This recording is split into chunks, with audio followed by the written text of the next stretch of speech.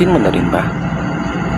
Habang nagkakaedad tayo, pabigat ng pabigat yung mga pagsubok na binibigay sa atin. Habang namumulat tayo sa realidad ng buhay, pahirap ng pahirap yung mga pasanin. Tipong kapag di ka nagtrabaho, wala kang makakain. Kapag hindi mo sisipagan, hindi ka papalaran. Habang tumatanda tayo, mas lalo nating nauunawaan yung tunay na kahulugan ng buhay.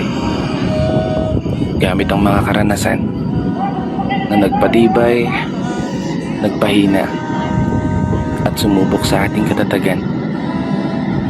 Mga karanasan na nagpapatunay na walang madali sa mundong to.